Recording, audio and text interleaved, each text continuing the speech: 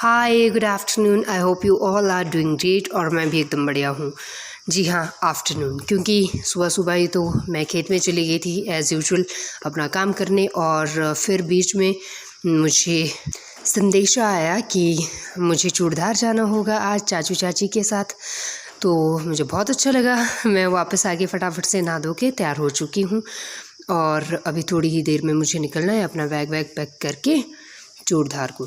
अच्छा, मैं क्या सोच रही हूँ कि मेरी जो ये यात्रा है, जब तक मैं चूड़धार पहुँचती हूँ तब तक मैं कुछ आपको इंटरेस्टिंग तथ्य, कुछ बातें मैं आपको बता दूँ, थोड़ी हिस्ट्री ही समझें चूड़धार के बारे में। देखो, जो कहानी तो मैंने सुनी है वो पहाड़ी में सुनी थी, और इतनी इंटरेस्टिंग और इतनी अच्छी थी, इतना मज़ा आया था मुझे तो कि मैं बता नहीं सकती, एक्सप्लेन नहीं कर सकती। पर उम्मीद है कि ये जो मैं वर्जन आपको बता रही हूँ वो भी अच्छा लगे आपको सुनने में, क्योंकि हो सकता है मैं उतने अच्छे से इसको एक्सप्लेन ना कर पाऊँ, पर मैं कोशिश पूरी करूँगी कि मैं अच्छे से आपको एक्सप्लेन कर दूँ इसको हिंदी में। तो जैसा कि आप सभी को पता ही है कि चूड़धार है डिस्ट्रिक्ट शिमला और सिरमौर की बाउंड्री में एक जो चोटी है उसको चूड़धार के नाम से जाना जाता है। और इसका चूड़धार नाम कैसे पड़ा ये भी आपको बता देती हूँ। तो हुआ क्या कि यहाँ पे एक चूड़िया नामक दानव रहते थे। तो जो ये चूड़िया दानव था, इसने क्या किया था कि जो अपने प्रकोप से है, अपने आतंक से है, आसपास के लोगों को बहुत ज़्यादा परेशान कर रखा था। मतलब दुष्ट टाइप था ये। तो इससे बचने के लिए इसने पशु पक्षियों को, जीव जंतुओं को, सबको ये क्या करता था, क्षति पहुंचाता था। तो जो लोग थे वो इसके आतंक से तंग आ गए थे। अब उनको चाहिए था कि कोई मसीहा होता जो इससे हमें बचाता।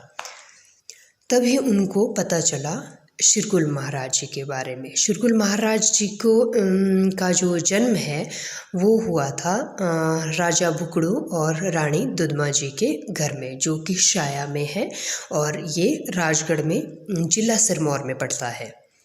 तो जो शिरकुल महाराज है उनके और भी भाई बहन थे, और ये लोग पहले से ही जो शक्तिशाली थे, क्योंकि जो राजा भुकड़ू और रानी दुदमा हैं इनकी पहले संतान नहीं थे, ये निसंतान थे। तो इन्होंने बहुत ज़्यादा पूजा पाठ करके, जप तप करके इन्होंने अपने जो भगवान को मनाया था, तब जाके इनको संतान सुख प्राप्ति हुई थी। और जो इनकी संतानें थी वो पहले से ही शक्तिशाली पैदा हुई थी। इनमें मतलब एक वरदान था इनको दिया हुआ कि इनमें जो शक्तियाँ थी वो पहले से ही थी। तो क्या हुआ कि एक तरफ तो इस दानव का यहाँ पे इसने तबाही मचाई थी चूड़धार में, और दूसरी तरफ क्या था कि दिल्ली में था मुगलों का राज्य, दिल्ली में था मुगलों का राज। तो पहले के लोग कैसे होते थे कि शरीफ होते थे, जो भी किसी ने कुछ बोला तो मान लेते थे। अब क्या हुआ, जो अच्छे राजा महाराजा थे पराक्रमी, उनको सबको क्या किया, दिल्ली में बंदी बना के रखा गया। और पहले तो ऐसे बोलते थे समन, चिट्ठी, आप समझ सकते हैं, चिट्ठी शिरकुल महाराज जी को भी एक पहुंचा दी गई, क्योंकि उनका जो अच्छी शक्तियों का वो प्रचार था वो कहीं ना कहीं दिल्ली तक भी पहुंच गया था कि एक ऐसा मनुष्य पैदा हुआ है जिसमें कि दैविक शक्तियां हैं। तो बात तो कहीं छुपती नहीं। तो अच्छा, तो राजा ने भी सोचा कि भाई हम भी देख लेते हैं कितना शक्तिशाली, कितनी शक्तियाँ हैं। तो बुला लिया जी दिल्ली। अब शिरकुल महाराज भी चल पड़े दिल्ली की तरफ।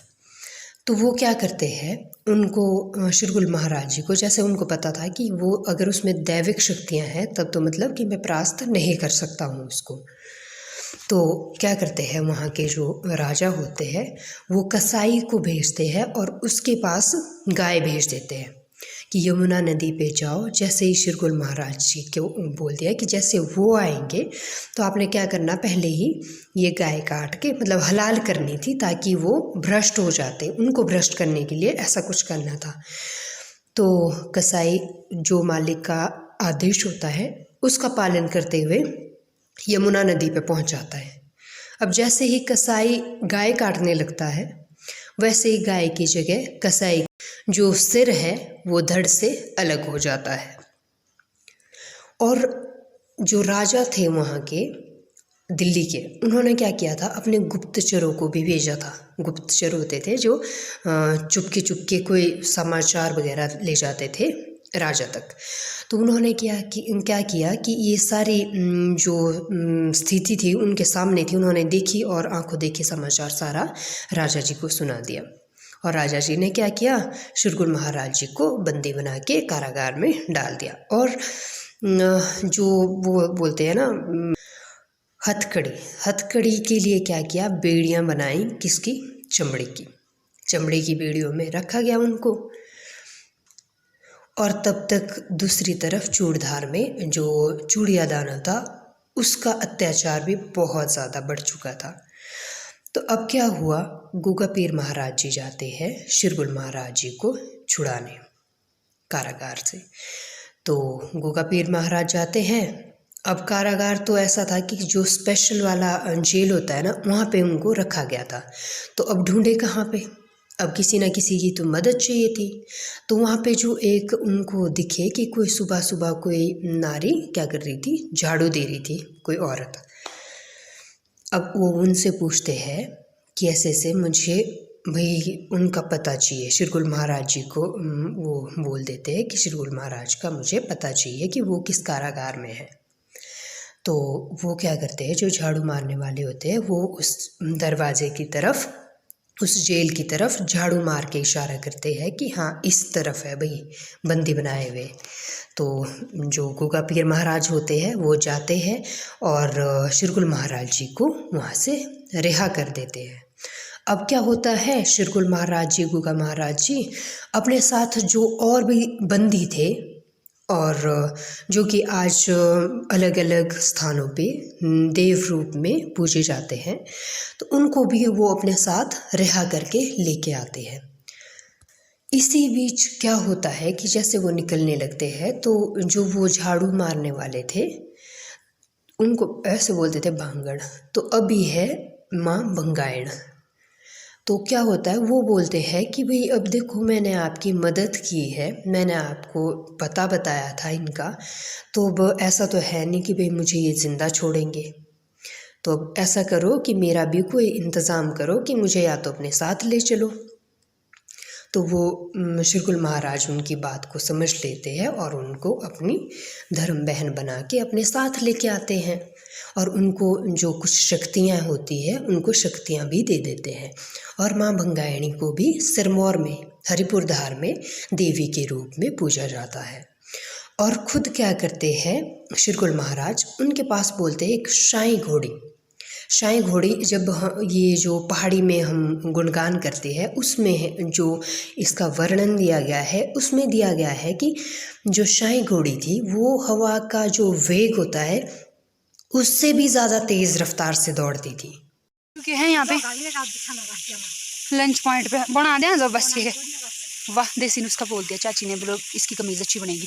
तो हम पहुँचे यहाँ पे लंच पॉइंट पे, यहाँ पे हम लंच करेंगे। जो भी यात्रु आए चूड़धार के लिए वो अपने लिए खाने का सामान अवश्य में लाए, नहीं तो यहाँ पे भूख बहुत ज़्यादा लगती है। जैसे कि हम लोगों ने लाया, क्या क्या लाया हमने चपाती ला रखी है, धिंदड़े ला रखे, खुद बनाए धिंदड़े, पता किस चीज़ के, अरबी के, हाँ अरबी के जो पत्ते होते हैं उसको काटते हैं और उसमें स्टफिंग थोड़ी थोड़ी करते हैं, उसको पका के फिर पहले उसको सिड्डू का आकार देते हैं, फिर पका के फिर उसको छोटे छोटा बना के उसको फ्राई करते हैं, वो बोलते हैं उसको धिंदड़े पहाड़ी भाषा में।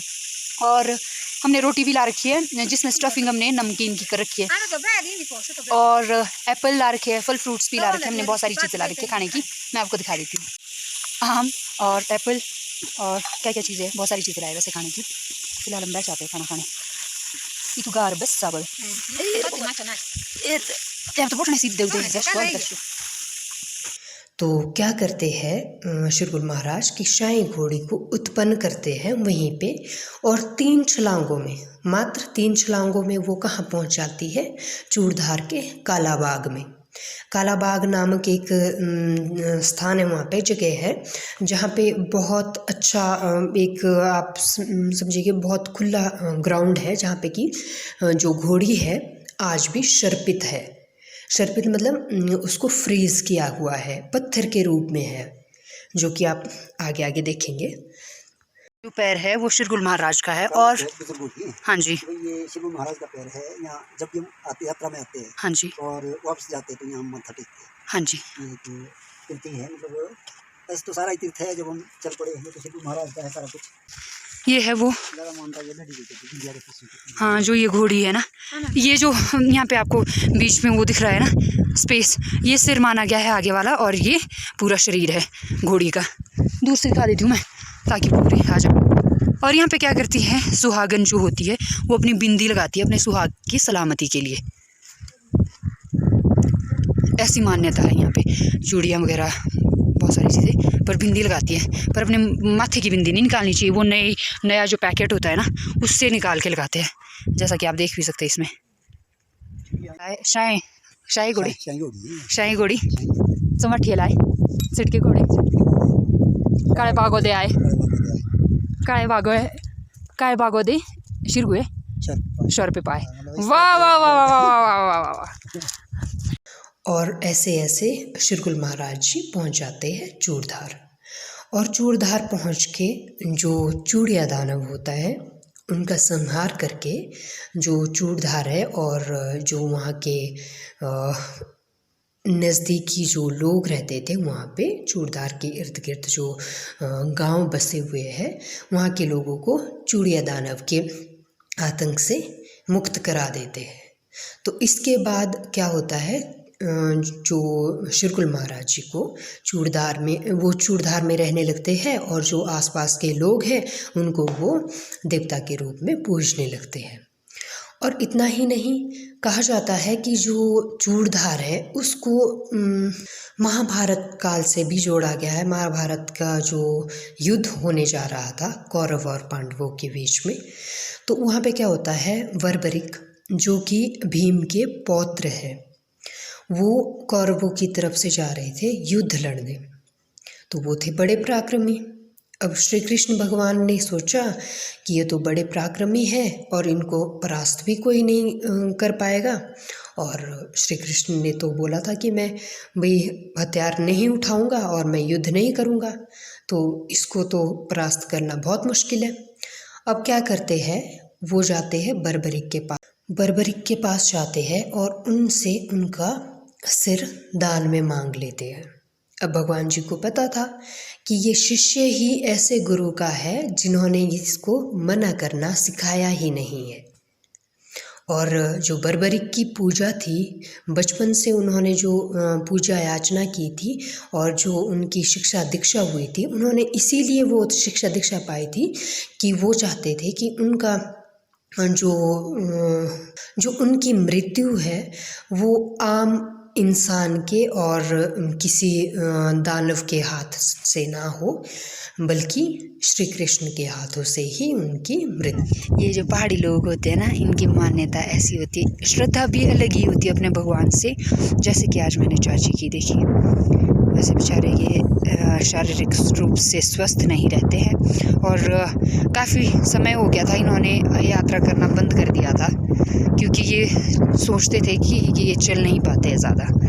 तो अभी ये इतने फिट है कि आज चूड़धार यात्रा इन्होंने 1-2 बजे के बाद शुरू की थी और अभी 6 बजे 7 बज गए, कोई बात नहीं, 6 बजे ना तो यार चाची जी आप तो कोई दिक्कत नहीं, तो आप बैठे ना, ये तो पहुंच ही गए, ये तो आप पे डिपेंड करता है। अब तो 1 से 6 ठीक चले, आप अच्छे चले।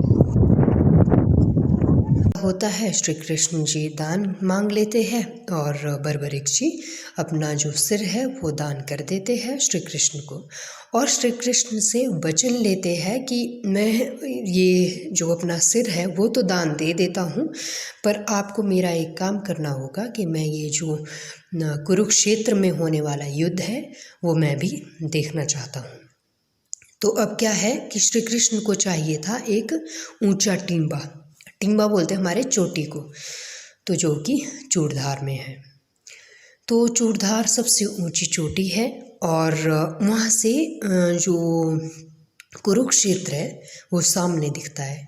श्री कृष्ण जी क्या करते हैं, बांस की एक लकड़ी लेके कहा जाता है कि बांस की एक लकड़ी में उनका जो सिर है वो वहाँ पे टिम्बा यानी कि चूड़धार में रखा जाता है, जहाँ से कि बर्बरिक अपना जो कुरुक्षेत्र का युद्ध है वो तो ऐसा है कि जो सफाई का विशेष ध्यान रखें। आप हिमाचली है चाहे नॉन हिमाचली है, जो भी यात्रा करने आता है, प्लीज़ प्लास्टिक यहाँ पे बिल्कुल ना फैलाएं, मतलब डालें, और गंदगी बिल्कुल ना फैलाएं। यहाँ पे बाहर ना कूड़ा भी है, मतलब कूड़ादान भी है बना हुआ, वहाँ पे आप डाल सकते हैं रैपर वगैरह। अदरवाइज सबके पास बैग होते हैं कैरी किए हुए, बाहर वाला जो जेब बना होता है ना वो इसी के लिए बना होता है कि आप उसमें अपने रैपर डाल सकते हैं, एटलीस्ट अपने घर में जो कूड़ा होता है ना, कूड़ादान होता है, उसमें डाल सकते हैं।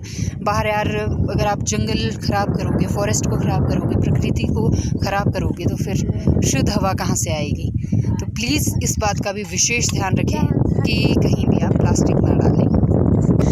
तो ये तो थी कहानी चूड़धार की, जो कि जितना मुझे पता था। अगर आप लोगों को कुछ पता हो तो प्लीज़ आप लोग भी ज़रूर बताइएगा कमेंट में, और ये भी बताइएगा कि आप लोगों को मेरी ये कहानी और ये यात्रा कैसी लगी। लाइक शेयर कमेंट ज़रूर करें मेरी वीडियो को, और जो नए हैं प्लीज़ सब्सक्राइब करना बिल्कुल भी ना भूलें। आपसे मिलेंगे नेक्स्ट ब्लॉग में। Till then take care, bye bye.